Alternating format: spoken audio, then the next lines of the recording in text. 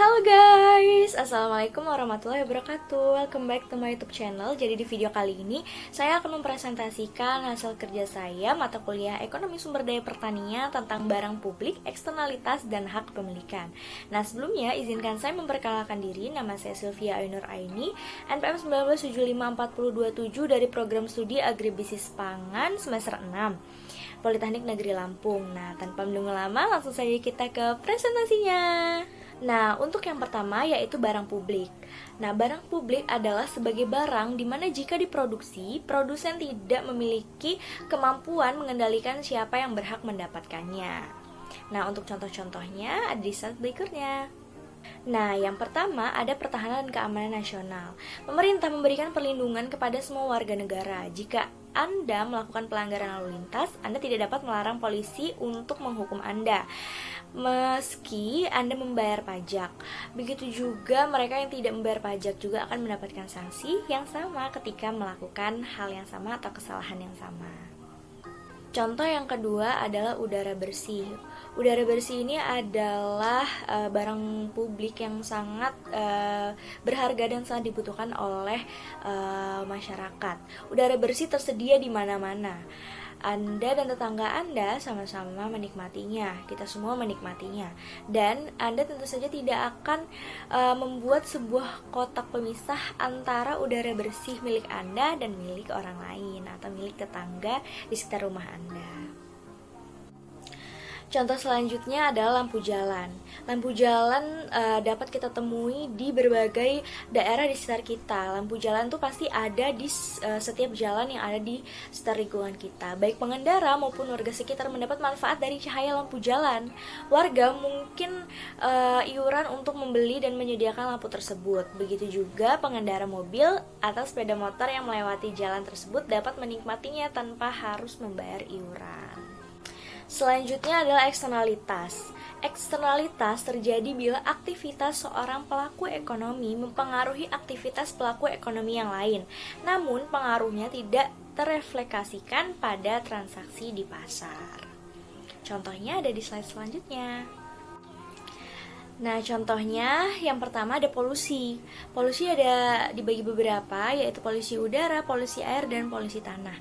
Polusi udara adalah polusi yang disebabkan oleh produksi dan distribusi barang, dapat menyebabkan kerusakan pada tumbuhan dan bangunan, serta menimbulkan penyakit pernafasan dan penyakit kulit bagi penduduk sekitar.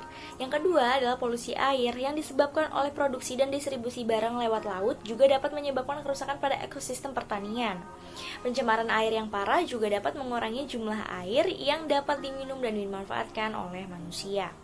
Yang ketiga adalah polusi tanah yang disebabkan pembuangan sampah dan aktivitas produksi seperti pertambangan dan pengeboran dapat merusak daur air, ekosistem daratan, serta mengurangi luas daerah yang dapat dimanfaatkan untuk membangun. Selanjutnya adalah rusaknya ekosistem. Rusaknya ekosistem ini dapat disebabkan oleh pengambilan ikan yang berlebihan, deforestasi, pembangunan pukat harimau, dan penambangan atau open pit. Nah, ini kerusakan ekosistem ini sudah banyak terjadi di sekitar lingkungan kita, seperti kerusakan pada ekosistem laut, kerusakan pada ekosistem hutan, seperti itu. Selanjutnya adalah perubahan iklim. Perubahan iklim yang disebabkan oleh peningkatan gas rumah kaca dapat mengurangi produktivitas pertanian. Nah, yang selanjutnya adalah hak kepemilikan, yaitu klaim yang sah atau secure claim terhadap sumber daya ataupun jasa yang dihasilkan dari sumber daya tersebut. Nah, untuk contoh-contohnya ada di slide selanjutnya. Contoh yang pertama yaitu hak masyarakat atas jasa lingkungan.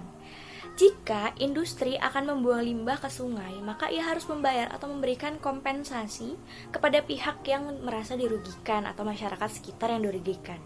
Hal ini dapat dilakukan jika hak masyarakat atas jasa lingkungan sungai telah mendapatkan pengakuan. Peran pemerintah mempertegas atau menjamin hak-hak masyarakat atau jasa lingkungan tersebut sangat diperlukan. Contoh yang kedua adalah hak petani dalam melakukan budidaya, seperti pemberian pupuk, melakukan pengairan di sawah, dan lain sebagainya.